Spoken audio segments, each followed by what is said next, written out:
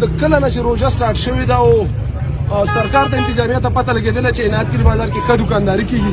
او روژتیانو له ډېر راځي دلته سودا ډېره خرڅېږي نو روزانه حساب سره چې په کالوني کې څومره عمله ده خو په کالوني کې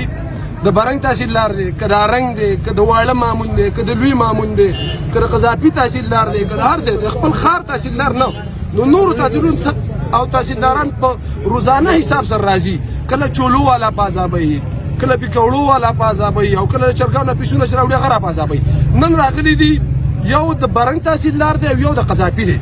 زه ډي سي صاحب نه دا مطالبه کوم چې د قذافي تحصیلدار برای کرم لاړ چې په قذافي بازار کې دلته چې کوم سیزونه کوم مزر صحت خرڅېږي او هر شی کېږي هغه دې بند کړي د برنګ تحصیلدار نه دغه زموږ زه ډي سي صاحب نه دا پیر کوم چې برنګ تحصیلدار د لاړ شي په معمولو بازار کې څومره غیر قانوني کار کېږي هلته دې بند کړي اوس یو سړی خپل تحصیل ته نه ځي او عنایتګیري بازار یې د غو مندله دی هر سړی راځه عنایتګیري بازار ته عنایتګیري بازار کې ته کوه نن یو په عذابه او بل په عذابه خو یو سړی غلط کار کوي او غلط چیز راوړي د هغه موږ مخالف یو خو د چرګ پیس چې په قذافي باندې راوړي او په دربڼو باندې راوړي او تا ورته اجازت ورکړی دی لیسنس دی ورله ورکړی دی ډي سي ورته اجازت ورته ورکړی دی انتظامیه ورته ورکړی دی په دربڼو ته څه نه وی په قذافي ورته نه ډک ګاړی راخستی خو چې عنایتګیري بازار ته ورسوي یو دوکاندار سې ښکته کړي نو دوکاندار پسې راشي او اوچت یې کړي د 15,000 او 10,000 روپۍ او د جرمانې لپاره نو څومره دوکانداران چې غوښې اوچتې کړي دي او سامان یې ترې اوچت کړی دی اوس په ګنټه کې ته خپل سامان حواله کړي که حواله نه کړه بازار هم رابندوم او دا روډ هم پسې رابندوم او ډي سي صاحب ته موږ دا سوال کوو چې بس ته دلته د دوکانداران او د عوام دلته خپل روزګار ته پرېږدوئ او د انتظامیې یو بل طرف